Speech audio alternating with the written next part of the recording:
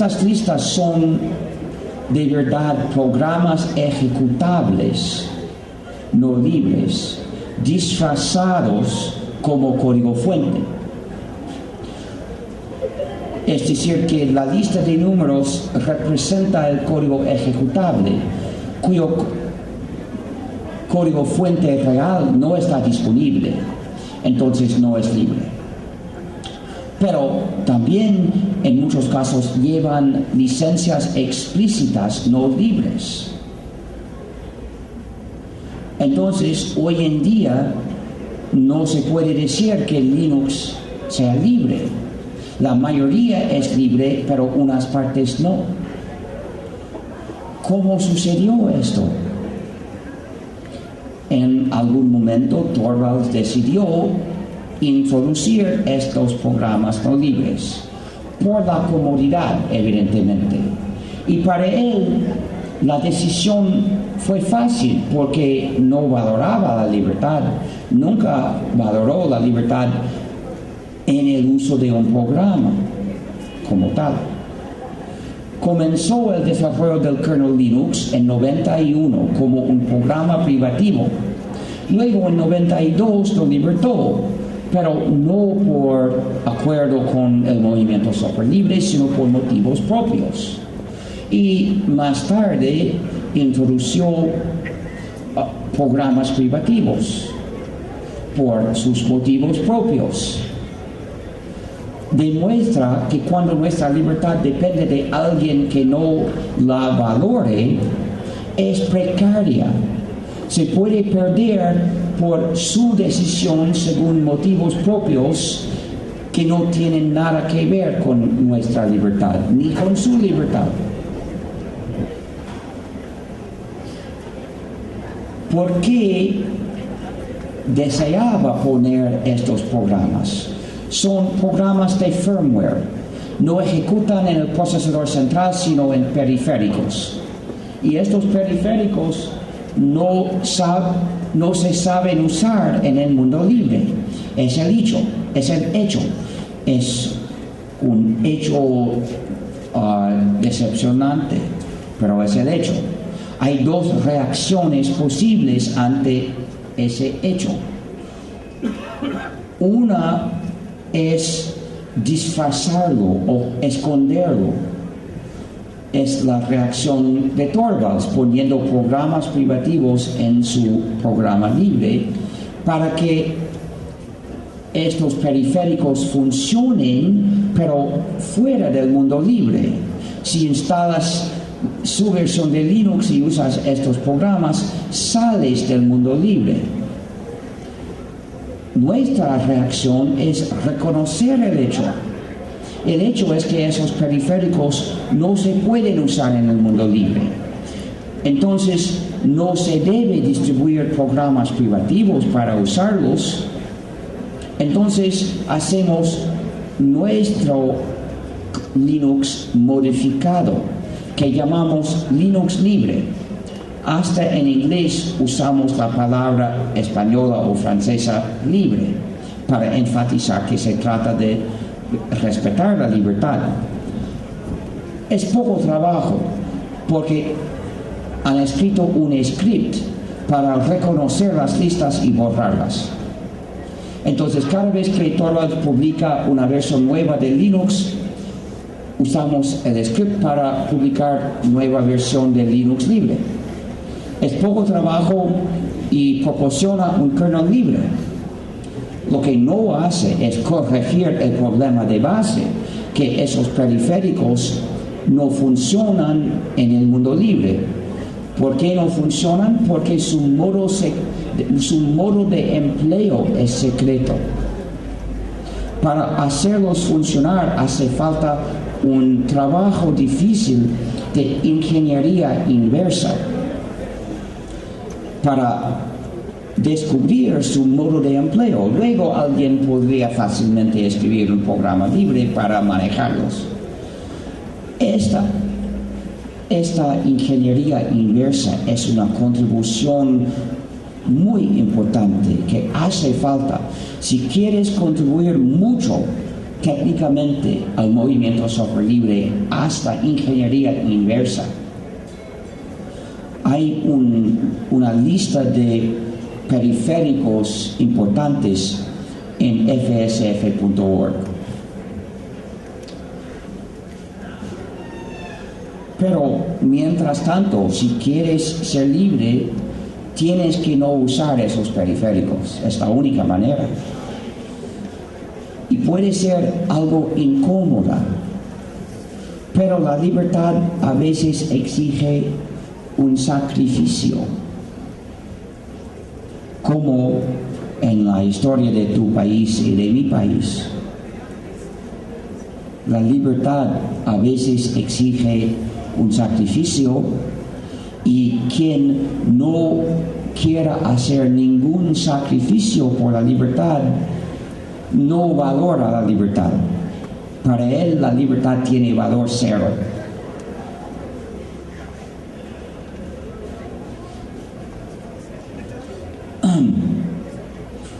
Entonces, para no perder la libertad, tenemos que enseñar a la gente a valorar la libertad. Y es mi trabajo principal de hoy en día, pero no puedo hacer todo lo necesario. Hace falta participación de otros, como de ustedes. También puedes hacerte conferencista de software libre. En la Universidad San Marcos hay un grupo de estudiantes que se llama San Marcos, que ha elegido el trabajo de hacerse conferencistas de software libre. Se puede hacer, tú puedes hacerlo, y así puedes contribuir mucho al movimiento, más así que como programador. Y no hace falta saber programar. Hay activistas de software libre que no saben programar, como por ejemplo el presidente Correa de Ecuador. Es un trabajo esencial porque siempre hay más maneras de perder la libertad. Hoy en día sucede frecuentemente que alguien ejecuta un programa privativo sin saber que ejecuta en su máquina. Y no hablo de los virus, hablo de los programas de JavaScript que entran en las páginas web. Muchas páginas web contienen programas en JavaScript. Pueden ser libres o privativos, pero usualmente son privativos y se instalan silenciosamente en el navegador. En el pasado, para evitarlo, hacía falta desactivar JavaScript todo el tiempo. Pero ya hay otra opción mejor: instalar el programa LibreJS. Es un paquete GNU que es un añadido para Firefox. Su función es analizar los programas en JavaScript que intentan entrar para saber si son o triviales o libres. En estos casos pueden ejecutarse, pero si no, cuando no son triviales ni libres, se bloquean. Y el programa dice algo en la pantalla para advertir al usuario: hay programas privativos no triviales en JavaScript en esta página. Y hay la opción de permitir su ejecución, pero normalmente no se debe hacer. Pero tiene otra funcionalidad para organizar la resistencia. Tiene la función de enviar una queja.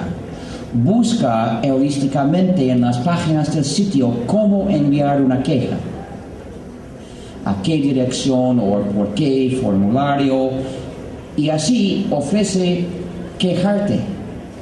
Y no tienes que buscar cómo quejarte porque el programa ya lo sabe. Entonces puedes quejarte fácilmente, rápidamente, y es muy importante quejarte, idealmente 10 veces por día. porque para presionar a la gestión del sitio que cambie, hacen falta muchas quejas. Quejarte con LibreJS es una acción política bastante fácil, con bastante poco tiempo, pero en la suma con muchos usuarios puede libertar los programas de JavaScript. Pero es también posible perder el control de tu informática sin ejecutar ningún programa privativo en tu computadora, con una práctica que se llama software como servicio o software como servicio. Se trata de cuando un usuario hace su informática propia, no ejecutando su copia de un programa en su computadora, sino enviando todos los datos pertinentes al servidor de otro, en el cual se hace la informática propia del usuario, pero los programas que lo hacen son del dueño del servidor y el usuario no puede ni tocarlos ni verlos. Y luego el servidor envía los resultados al usuario o actúa directamente por él. Así, el usuario no tiene el control de su informática. Es como usar un programa privativo, es el mismo resultado, aunque por otro camino. Se produce por otro camino, pero resulta igual. Usar software como servicio es el equivalente de usar un programa privativo, pero no solo equivalente, es peor aún. Como he explicado antes, algunos programas privativos tienen funcionalidades de vigilar al usuario, transmiten datos a un servidor. Con el software como servicio, el usuario tiene que transmitir los datos al servidor. Entonces resulta igual, el servidor queda con sus datos y quién sabe qué hará con esos datos después. Pero es peor aún. Como he explicado hace una hora, algunos programas privativos tienen puertas traseras universales, con las cuales alguien tiene el poder de cambiar cómo se hace la informática del usuario sin pedir su permiso. Pero con el software como servicio, el dueño del servidor en cualquier momento puede instalar programas cambiados o programas nuevos y así, y debe poder hacerlo, es su computadora. Merece el control de lo que hace esta computadora, pero cambiando los programas también cambia cómo se hace la informática propia del usuario sin pedir su permiso. Entonces, usar el software como servicio es el equivalente de usar un programa privativo con funcionalidades de vigilancia y una puerta trasera universal, es decir, con dos funcionalidades malévolas. Y el único remedio es no usarlo, hay que rechazarlo. No hay manera de hacer legítimo un programa privativo excepto hacerlo libre. No hay manera de hacer legítimo el software como servicio, excepto hacerlo no más software como servicio. Por su naturaleza, privan de la libertad. Y la solución es no usarlos. Afortunadamente, el software como servicio es bastante raro todavía.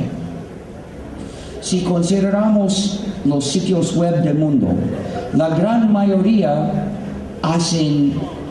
solo hacen presentar información a los visitadores. ¿Cómo no? No es hacer tu informática propia, entonces no plantea este asunto. A veces tienen funcionalidad secundaria de comentarios. Sí, cuando hay un servicio no trivial, usualmente es una funcionalidad de comunicación o de publicación. Entonces no es hacer tu informática propia y no plantea este asunto. Entonces los casos verdaderos de software como servicio son pocos, pero existen.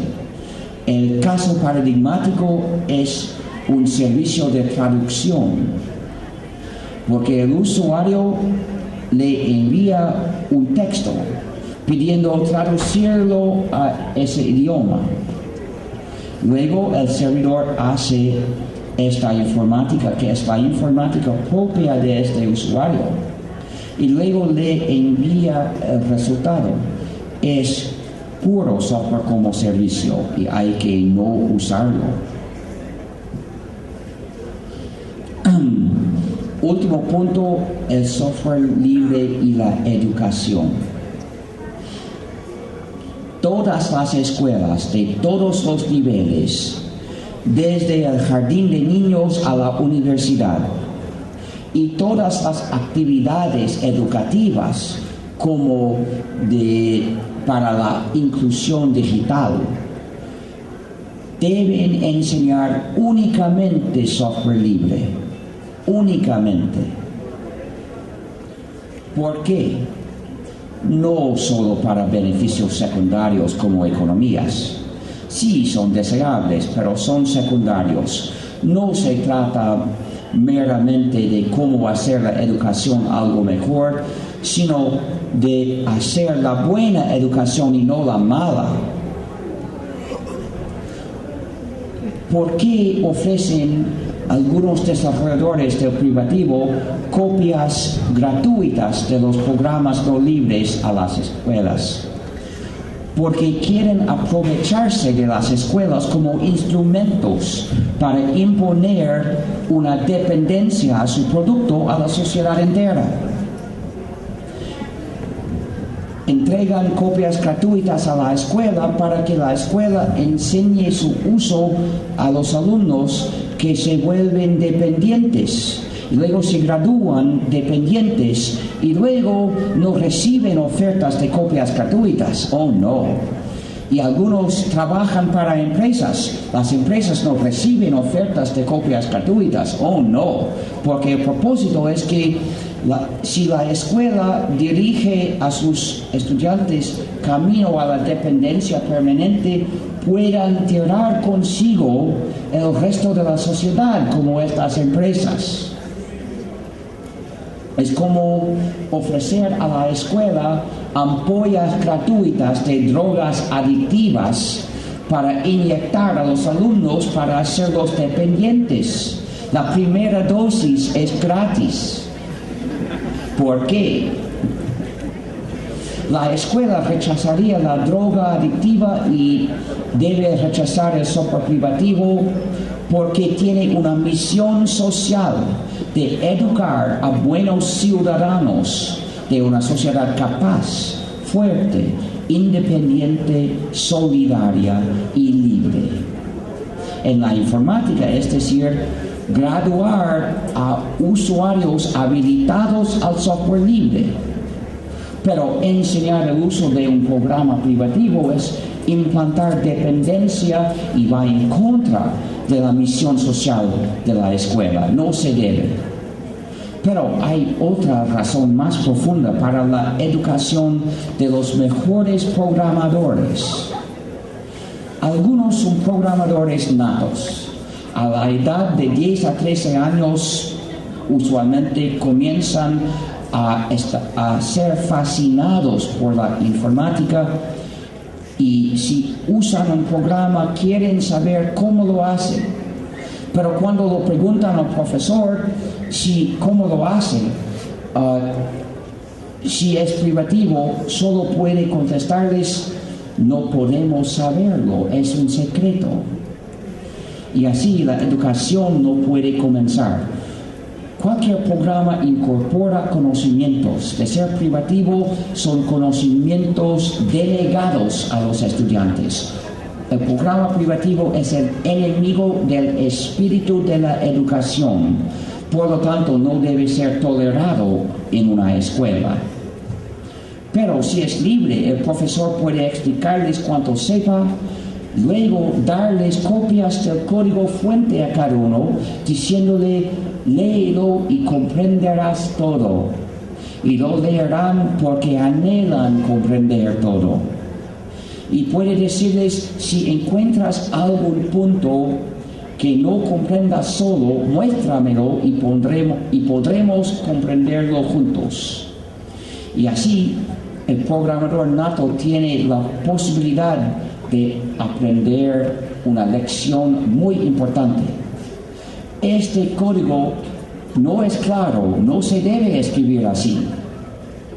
¿Cómo se aprende al escribir bien el código?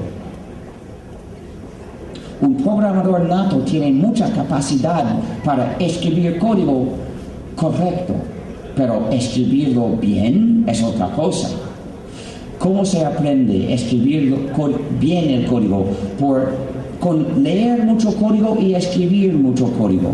Solo el software libre ofrece la posibilidad de leer el código de los programas grandes que realmente se usan.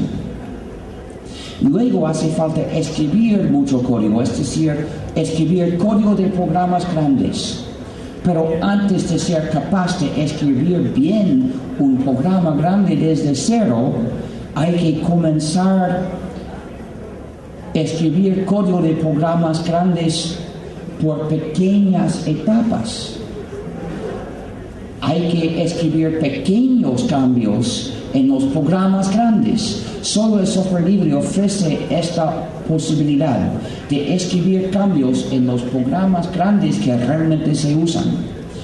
Cualquier escuela puede ofrecer la oportunidad a los programadores natos de perfeccionar su capacidad, pero solo si es una escuela de software libre. Pero hay otra razón más profunda para la educación moral en la ciudadanía. La escuela tiene que ir más allá que enseñar hechos y métodos. Tiene que enseñar el espíritu de buena voluntad y el hábito de ayudar a los demás. Entonces, cada clase debe tener esta regla. Los estudiantes, si traes un programa a la clase, no puedes guardarlo para ti. Tienes que compartir copias con el resto de la clase. Incluso su código fuente, por si acaso alguien quiera aprender. Porque esta clase es un lugar para compartir los conocimientos.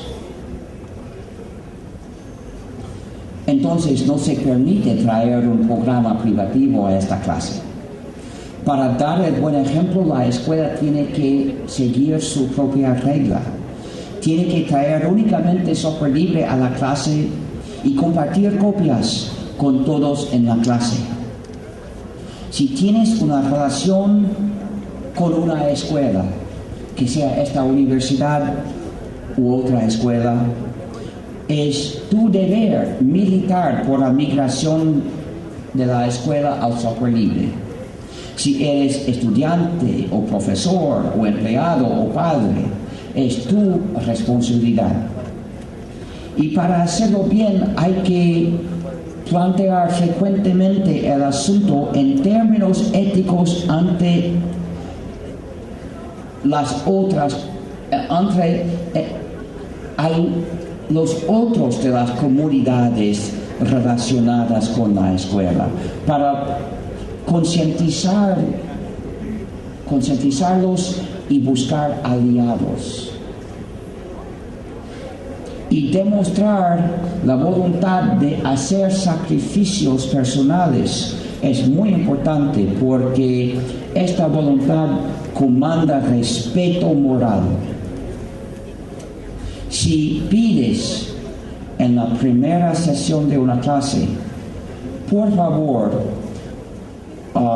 busquemos la manera para la cual pueda hacer el material de esta clase sin usar software privativo, aunque me cueste más tiempo y más trabajo, porque mi conciencia no me permite hacerlo usando software privativo.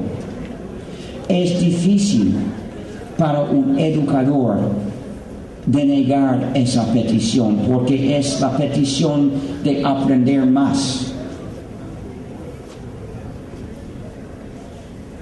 Y comanda respeto. Y si dice no, hay una sola respuesta. Me despido, el próximo año lo preguntaré al otro profesor.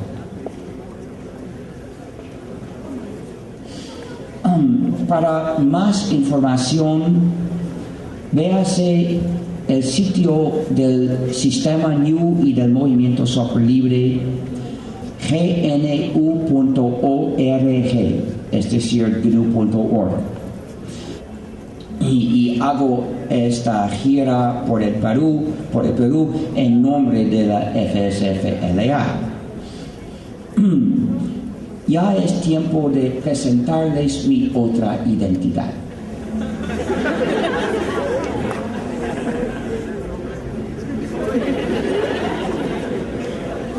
Soy el San Ignacio de la iglesia de Emacs. Bendigo tu computadora, hijo mío. Emacs fue al comienzo un programa editor de textos extensible que había escrito, que se volvía a través de años una manera de vida para muchos usuarios, porque se extendía tanto como para poder hacer toda su informática sin salir nunca de Emacs. Luego se volvió una iglesia con el lanzamiento del grupo de noticias alt.religion.emacs, al cual la visita podría divertirte. Hoy en día en la iglesia de Emacs no tenemos servicios, solo software. Tenemos una disputa teológica acerca de qué tecla es la más santa. También tenemos un cisma grande entre varias versiones rivales de Emacs, y también tenemos a santos, pero no dioses. En vez de dioses adoramos al único verdadero editor Emacs. Para hacerte miembro de la iglesia de Emacs tienes que pronunciar la profesión de la fe. Tienes que decir: no hay otro sistema que GNU. El Linux es uno de sus núcleos. Luego, si te haces muy experto, puedes celebrarlo con nuestra ceremonia, el Fu Bar Mitzvah, en la cual cantas líneas de nuestro texto sagrado, es decir, el código fuente del sistema. También tenemos el culto de la Virgen de Emacs. Se refiere a quien quiera que no haya usado nunca Emacs.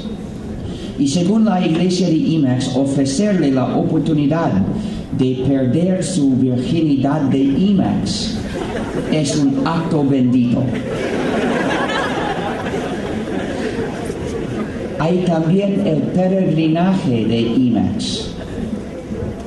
Se trata de invocar todos los comandos de Emacs en orden alfabético.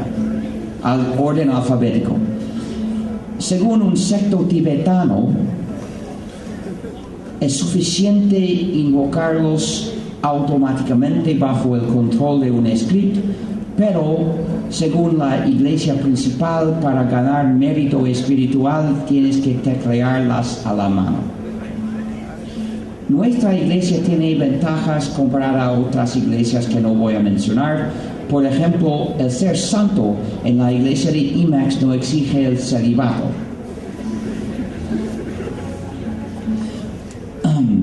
Entonces, Si has buscado por años una iglesia en la cual ser santo, podrías elegir la nuestra. Pero sí exige vivir una vida pura y ética. Tienes que hacer el exorcismo de los sistemas privativos y diabólicos que hayan poseído las computadoras bajo tu control o armadas para tu uso regular, y luego instalar un sistema completamente santo y libre. En inglés diría a wholly free system. Y luego usar e instalar únicamente software libre con y sobre el sistema. Si haces este voto y si cumples con él, también serás santo y tendrás derecho a llevar una aureola. Si encuentras una, porque no las fabrican más. A veces me preguntan si según la iglesia de Emacs el uso del otro editor VI es un pecado.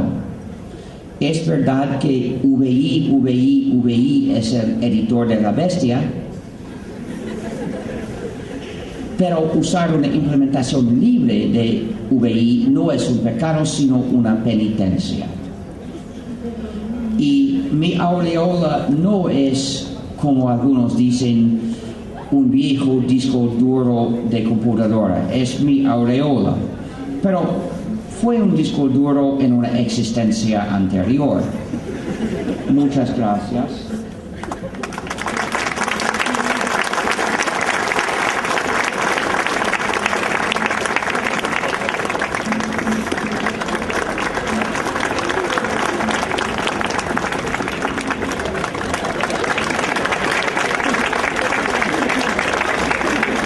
Ya puedo contestar las preguntas. Precise exactamente las diferencias entre open source y software libre. Open source en inglés, código abierto en español, es el otro campo filosófico que rehúsa plantear un asunto de justicia o injusticia entre los programas libres y no. Pero también hay unas diferencias prácticas, porque su criterio fue escrito de otra manera, con intención de definir la misma clase, pero no lograron definir exactamente la misma clase de programas. Hay diferencias. Por ejemplo, ellos han aprobado licencias que rechazamos por ser demasiado restrictivas. Entonces, los programas bajo esas licencias son de código abierto, pero no son libres. Pero son pocos, porque esas licencias se usan muy poco. Por favor, silencio, si no, por favor. Quiero que puedan oír las respuestas. Si quieren platicar, por favor, fuera. Pero la diferencia más importante práctica es a causa de los productos tiránicos que no permiten la instalación de software cambiado por el usuario. El ejecutable en una computadora tiránica no es libre porque el usuario no puede cambiarlo.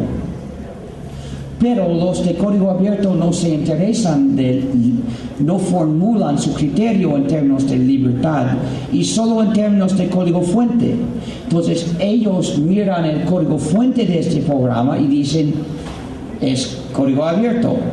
Y nosotros miramos este código fuente y decimos, es libre.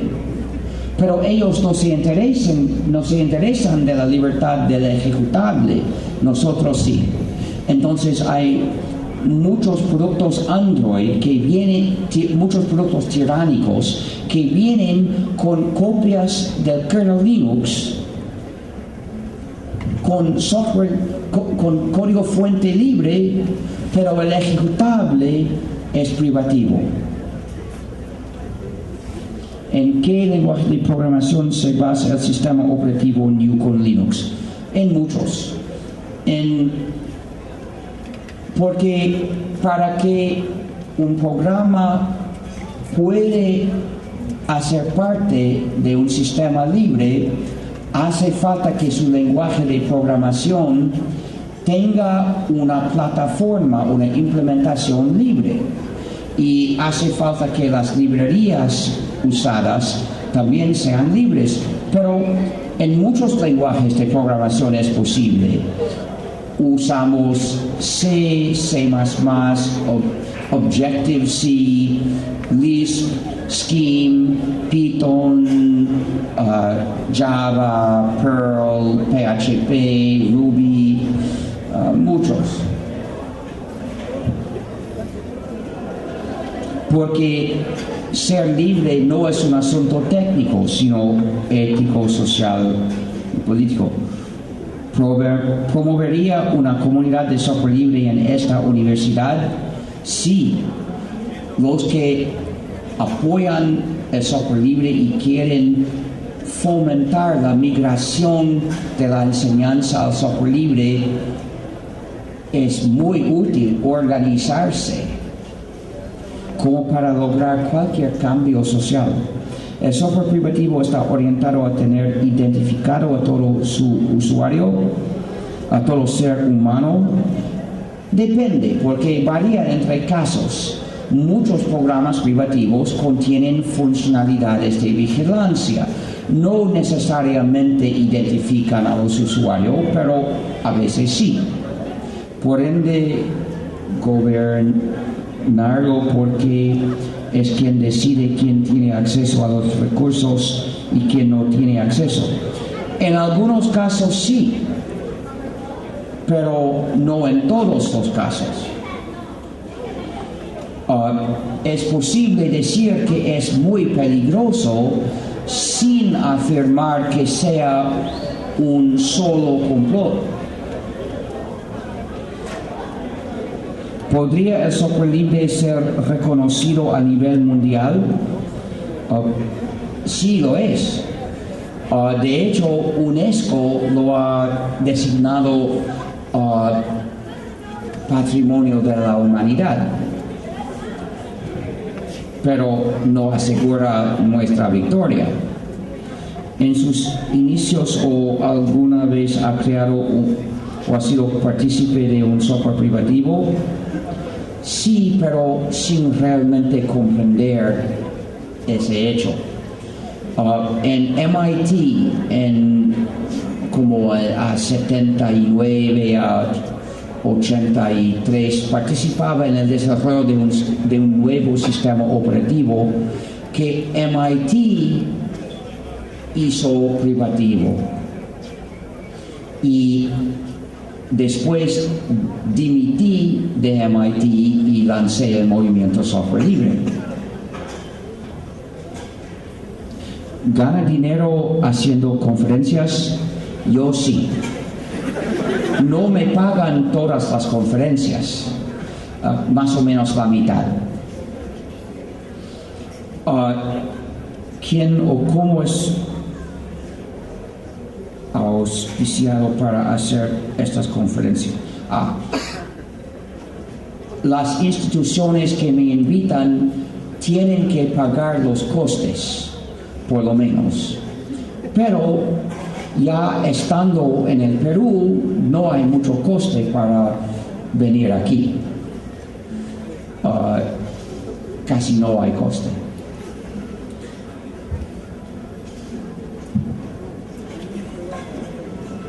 Entonces, cuando un evento me invita a un país, puedo fácilmente hacer más conferencias en el mismo país porque el coste de traslado no es tan grande.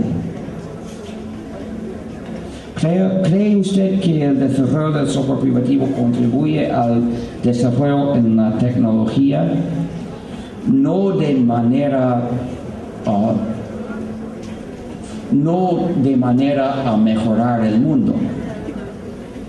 Siempre es posible que un acto malo tenga secuelas buenos. es posible, pero no lo justifica. Y también un acto bueno puede causar daños secundarios, y de hecho casi cualquier acto tiene efectos indirectos buenos y malos. Pero el acto, por su naturaleza o sus efectos previsibles directos, puede ser juzgado como bueno o malo. ¿Cree que hay un punto de equilibrio entre software libre y software privativo? Si se trata de la tendencia práctica, no sé. Si se trata de la ética, creo que un programa privativo nunca es legítimo. ¿Qué lenguaje de programación recomienda para realizar software libre y qué gestor de base de datos para el desarrollo de redes sociales libres? Primero, si quieres comprender profundamente la programación, hay que aprender Lisp o su variante Scheme. Son los lenguajes de programación los más poderosos y flexibles. Y la mayoría de los programadores que no conocen estos lenguajes, no tengo ni idea de lo que falta en los lenguajes que usan. En cuanto al desarrollo de redes sociales libres, dice redes sociables, pero no conozco ese término. Pero de todos modos, en vez de lanzar otro proyecto, sugiero participar en un proyecto existente. Algunos están armando un proyecto de desarrollo de una red social distribuido. Es decir, que para que cada usuario tenga su servidor para la distribución de sus datos cuando quiera, sin entregarlos a ninguna empresa. ¿Qué opina del CMS Joomla? Sé que es libre, aparte de esto no sé nada. Está enterado del proyecto encabeza Hugo Baronti, que es Yocte, no sé nada, no reconozco el nombre. ¿Qué opinan de las empresas que usan software libre para beneficiarse? ¿Cómo no? El negocio es una parte de la vida, y cuando un programa es libre, es como un reloj o un bolígrafo, se puede usar para hacer cualquier cosa. Pero habla específicamente de unas empresas Red Hat y SUSE. Lo que hacen es distribuir distros GNU con Linux. Y hacen algo no muy amable, lo llaman Linux, sin admitir que se trata del sistema GNU. Es tratarnos mal. Pero mucho más importante es cómo tratan al público. Ambos incluyen más o menos programas privativos en sus distros. No son totalmente libres. Pero al mismo tiempo hacen cosas útiles como soporte a los usuarios de software libre. Es un negocio legítimo y muy importante. También hacen capacitación. ¿Qué opina del mal uso de BearTrack 5? No tengo ni idea. Si alguien se quisiera dedicarse a desarrollar software libre, ¿cómo solventaría sus gastos? Si no tienes dinero y nadie te apoya, necesitas buscar trabajo. Es normal.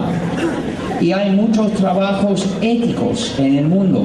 Por ejemplo, un taxista me llevó aquí. Es un trabajo ético, por lo menos por naturaleza. No es malo ser taxista. Pero hay muchísimos trabajos legítimos en el mundo. Hay también maneras injustas, malas de ganar dinero, como de ser ladrón, como de ser político corrupto, como de ser desarrollador de software privativo. No se debe.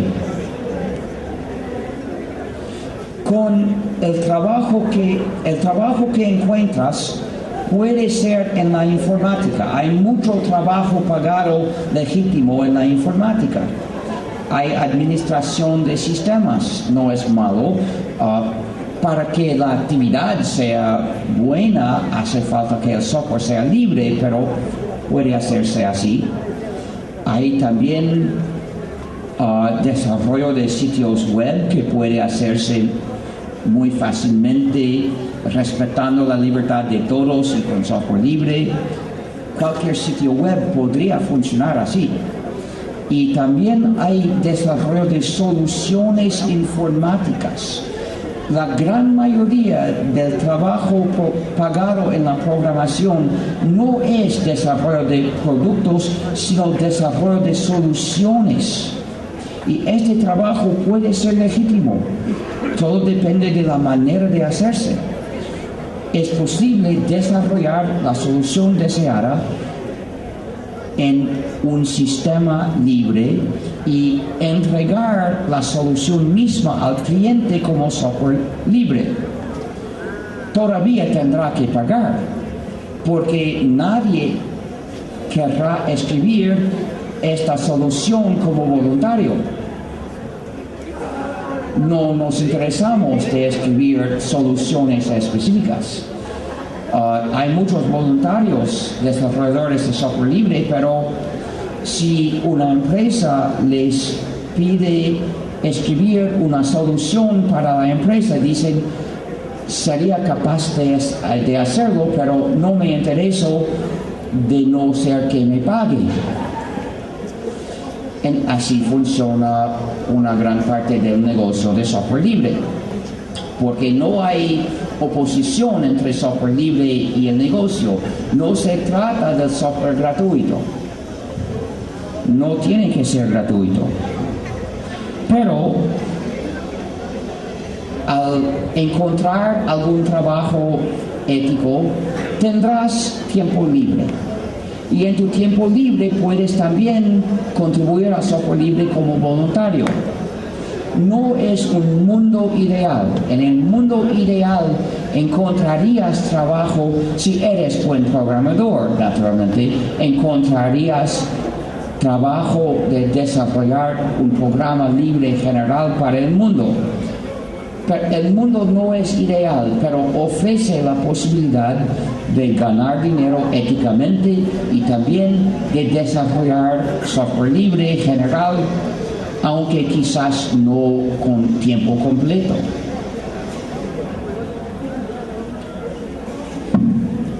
Buenos días, soy docente del ciclo de estudios Opus Fortum y también soy estudiante de ingeniero de software. Mi pregunta, actualmente me encuentro trabajando en una empresa desarrolladora de videojuegos en la cual usamos software privativo en todo, y supongo que los videojuegos también son privativos, que es mucho peor. El gran problema que tenemos es que no podemos migrar al software libre, pues no existen programas libres que nos permitan realizar dicho trabajo. ¿Qué hacer? Dimitir. El desarrollo de software privativo no es una contribución a la sociedad, sino un golpe. No se debe.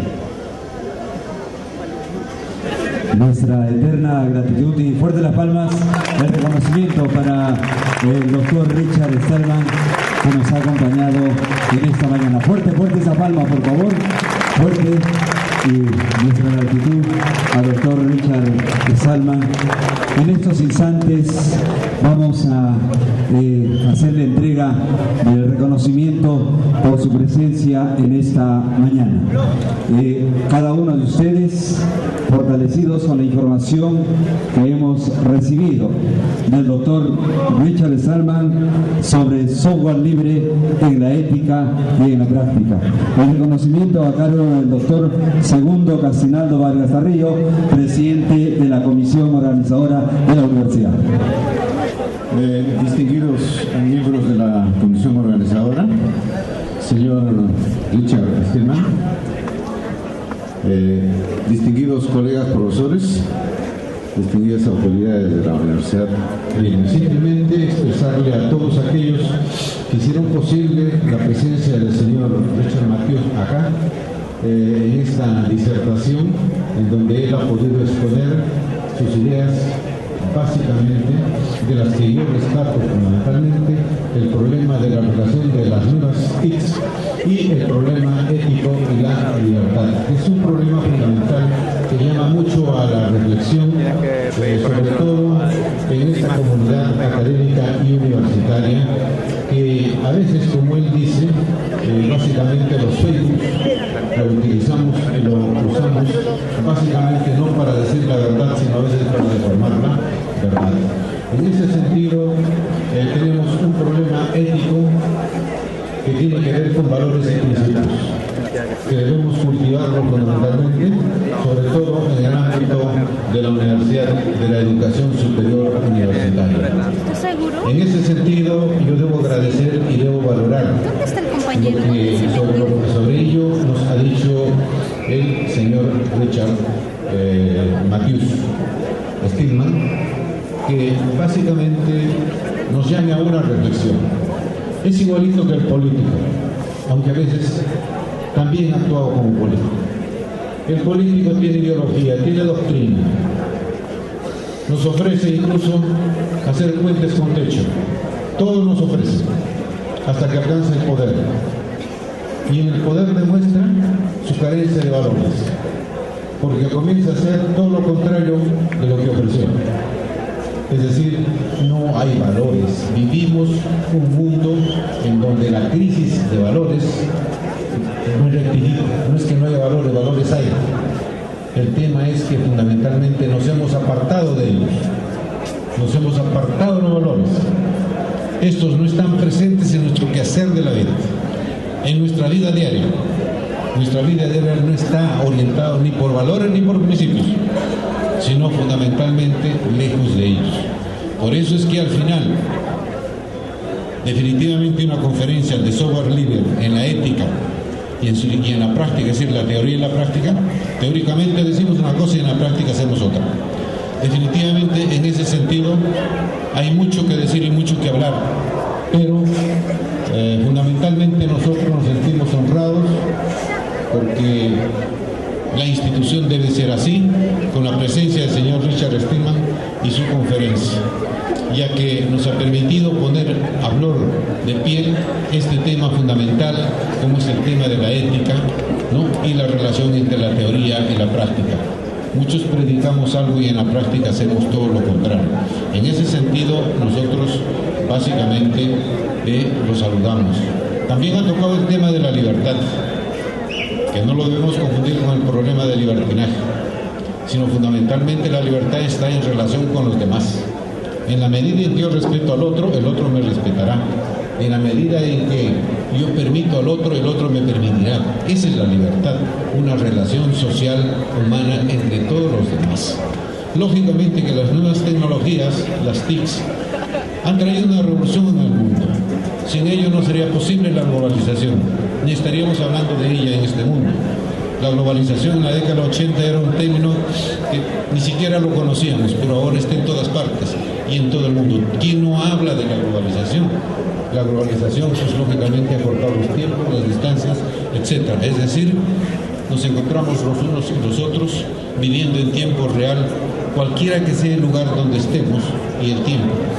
Entonces, en ese sentido, fundamentalmente hay mucho que hablar y mucho que decir, pero definitivamente las tecnologías, las nuevas tecnologías de la información, pues plantean un problema ético fundamental sobre el cual debemos reflexionar, y ahí valoramos muchísimo que se haya tocado este tema, el tema ético, porque tiene que ver con los valores y los principios, y eso realmente está ausente en nuestro quehacer. Lamentablemente tenemos que decir, somos pocos o son pocos los que actuamos sobre la base de principios y sobre la base de valores. Necesitamos cultivar valores y principios y actuar en función de ellos para ser coherentes entre lo que decimos y lo que hacemos, entre la teoría y la práctica, que es muy importante y muy fundamental. Por ello agradecemos que este paso libre en la ética y en la práctica nos permita hacer una reflexión muy profunda sobre esto, la relación entre la teoría y la práctica. Reconociendo estos méritos básicamente al doctor Richard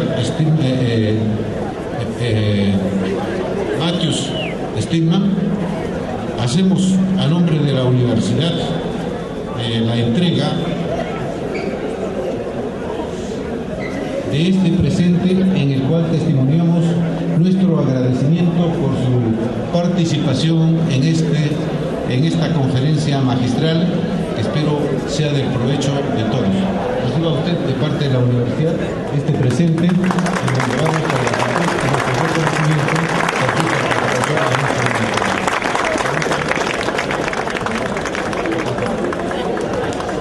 De esta manera, señoras y señores, estamos llegando a la parte final de esta gran conferencia con la presencia del doctor Richard Stallman y nuestro reiterado agradecimiento a cada uno de ustedes por su presencia.